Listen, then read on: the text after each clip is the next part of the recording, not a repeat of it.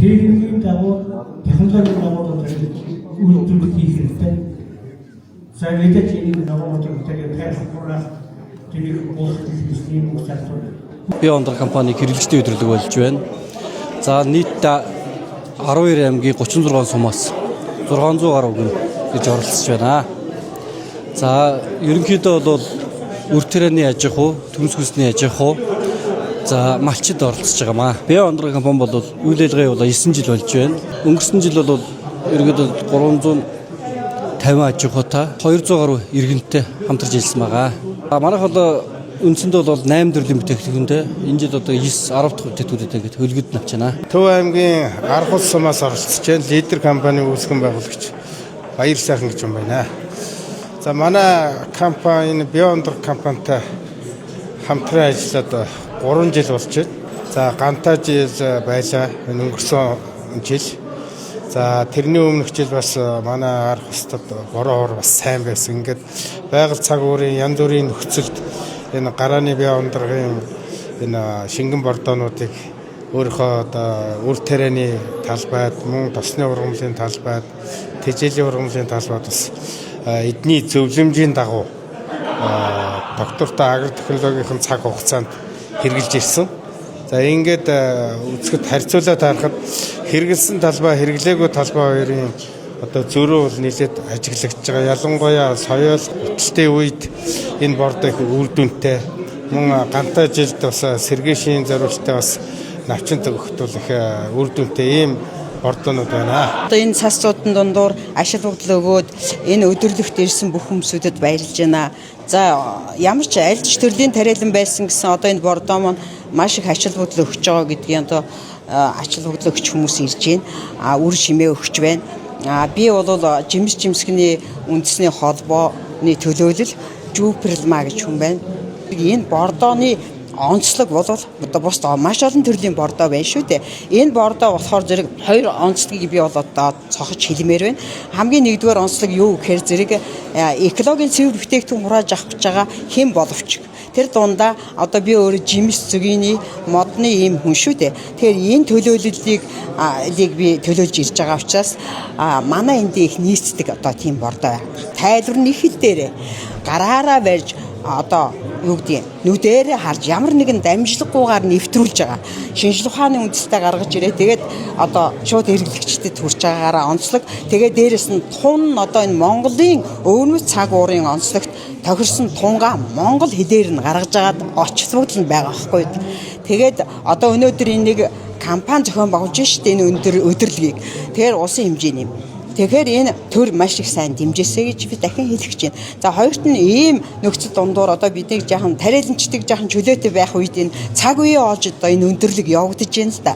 Тэгээд энэ компанийнхны одоо ажилд нь амжилт хүсье даа л гэж хэлээ. За хөртийн үдшин шим ургацын байдалтай холбоотой үсэх юм бол гарааны Биондор компани үйлдвэрлэл гаргаж байгаа био болон органик бордоонууд нэлээд үр дүнтэй байгаа.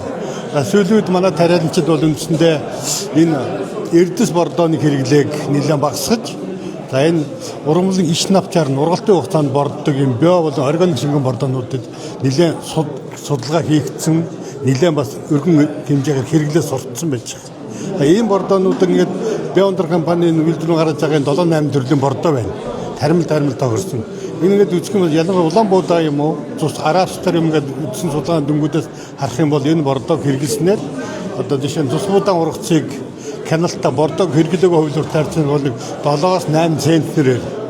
За Арабсын тосны ургамал дээр бол 6-7 центнер гагаар хүртэл илүү нэмэгдүүлж байгаа юм судалгаа юм байна. Тэгэхээр энэ манай тариалант бол одоо эдийн засгийн боломжоо сайжруулъя. Одоо хөрснөөс авсан ургацтай хамт алдагдж байгаа шимт жилийн бодисыг хөрсөн нөхөж өгье гэвэл за бордоо хэрэглэх аргагүй. За хэрэглэж байгаа бордоонуудаас өөлөө манай үндэсний үйлдвэрлэлүүдийн гаргаж байгаа энэ органик болон шингэн бордоонууд хэрэглэх зайлшгүй шаардлагатай байна. Улаанбаатараас ирсэн за Монголын бэлчээр судлалын ногоон алт төв гэдэг төрөмс байгууллага. За манайх одоо олон улсын төслүүд хэрэгжүүлдэг. За тэр дундаа малчтай нэлээд орхон ажилтдаг юм байгууллага. За тэгээд сүүлийн жилүүд бид нэр хариуцлага нөлөөний стандартыг малчны одоо холбоод хоршоодод нэвтрүүлж явж байгаа. За тэр стандартын нэг гол шалгуур үзүүлэлт нь бол бэлчээрийн тэжээлийн нөөцийг сайжруулах, за бэлчээрийн одоо чанарыг сайжруулах гэдэг юм зүйлүүд. За энэтэй холбоотойгоор хадлагын талбай болоод одоо өвлжөөний бууцанд тарьж байгаа ногоон хичээл за одоо зүгээр талбайдаа тарьж байгаа ногоон хичээлийн хэмжээг нэмэгдүүлэх, чанарыг нэмэгдүүлэх хичээлээр бид нар биогүн одоо бие ундраг компанитай хамтарч ажиллаж байна. Одоо энэ 3 дахь жилдээ хамтраад ажиллаж байна.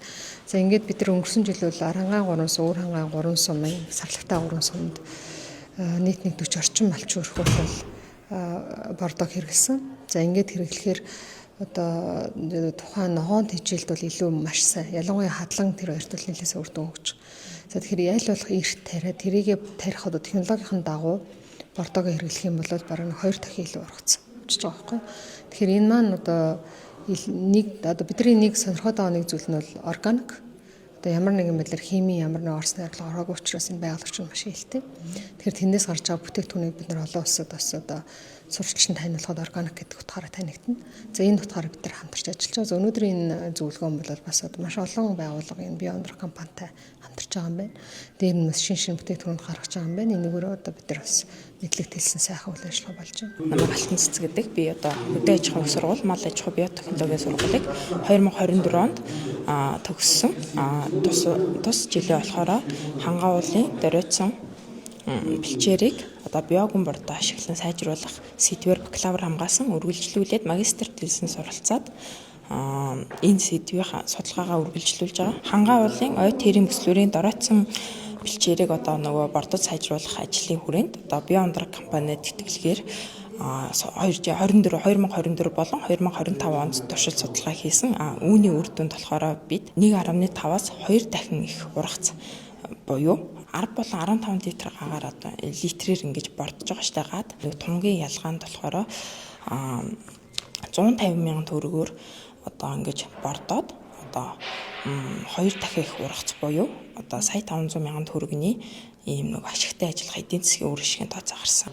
Бордсон хувилбарууд маань одоо 48-аас 58 центнерийн ургацтай, хяналтын хувилбар маань 35-аас 40 центнерийн ургацтай байгаа бол задгаа бэлчээр нь 12 центнерийн ургацтай байна. Булган аймгийн Хангал сумын 2 дуурайгийн малч Эрдэнэ улган энэ хэлэлцүүлэгт орж байгаадаа баярлж байна. Яагаад гэвэл одоо энэ мал төлөлөд эхлэхээр бид нэр малынхаа дараагийн үржил селекцийн ажлыг эцэг малыг өөр зохиомжтой хэлтүүлгийн ажлыг яах вэ гэж яг бодож эхэлж байна.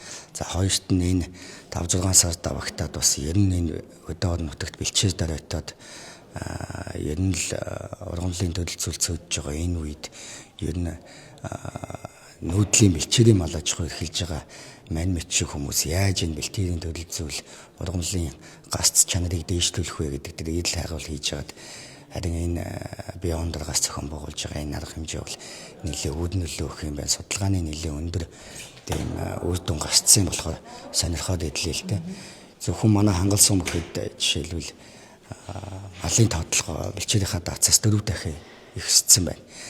Тэгээд ер нь яг хуу фермер гэдэг юм хагас эцэмтсэн аж ахуйтай хүмүүс тодорхой гаа талбай тэжээлийнхаа ургамлыг тариалж болж байна. Гэхдээ яг нүүдлийн аж ахуйгаараа бэлчээрээ ингээд жилийн 4 цагт нүүдлээд явж байгаа малчин бид нэр энэ бэлчээрийг хэрхэн яаж бас аварч үлдэх вэ гэдэг дээр толгой гашлагал явж байна л да. Тэгэхээр энэ бол яг ийм шинжлэх ухааны технологийн шинэ инновац гаргаад тэрэн тодорхой үр дүн түрээд ингэ явж байгаа зүйлд бол их чухал одоо арга зүй шинэ мэдлэг байх гэдэг юм л да. Тэгэхээр энээс л суралцсан амьдрал дээр хэрэгжүүлж болоод үр дүн гаргадаг бол энийг зөвхөн манай сумч биш Монгол даяараа энэ бэлчээр талхалгаж байгаа энэ үед энийг ер нь авч ашиглуул яад юм бэ гэсэн санаа зовлогоод л энийг үзэж хараад судлаад л явж байна. Дахин болж байгаа энэ бие ундрах компани өдрлөгийн арга хэмжээ маш үр дүнтэй болж байна. Нэгдүгээрт энэ бүтэн өдрийн өдрлөгийн хилцэх асуудлууд бол Монгол улсын энэ газар тариалангийн салбарт үйл ажиллагаа явуулж байгаа аж ахуй нэгж за мөн хувь хүмүүст бол нэн шаардлагатай тийм сэдвүүд байлаа. Өөрөөр хэлбэл одоо яг цаг үе олсон хаврын тариалт эхлэхээс өмнө дөнгөж он гараад уран газар тариалангийн хүрээлэн бие ундрах компани хүнс хөдөө аж ахуй яам хамтраад энэ өдрлөгийг зохион байгуулсан их үр дүнтэй боллоо. Хоёрдугаарт энэ бие ундрах компани үйл ажиллагааг өргөжин тэлж байгаа юм байна. Үйлдвэрлэлийн хүчин чадал нь одоо их нэмэгдэж байгаа юм байна. Инновацлог бордоонуудаа улам сайжруулж байгаа юм байна. Тэгээ өнөөдөр энэ заал бол одоо битүү үнэтэй байна. Суудал олдохгүй байна. Тэгээ энэ компани нэр нь жилиж өсөж байгаа нь бас харагдж байна. Тэгээ энэ компани хамт олон их амжилт хүсье. Хийгддэг ажлууд нь бүрийг сургууль нийт толгойд хүлэмжинд тарьц суулгацыг ойжуулна. За ойжуулт нөхөн сэргэлтээс тэтгэл тэр үеийн мэдээж үр бүгөө суулгас тарьц суулгаж байгаа юм чинь шин технологийн эрсдэл технологийг нэвтрүүлэх үйл ажиллагааг зайлшгүй хийн. Хамгийн гол нь биднэрт хүнсний ногоо хүлэмжийн ажил чанар гаднаас нөлөөлөх эрсдэл суурьнаас нөлөөлөх нь толгой хүлэмжээр ургамлын гацад нөлөөлөх юм чадварууд бас бий болно гэж ингэж үзэж байгаа.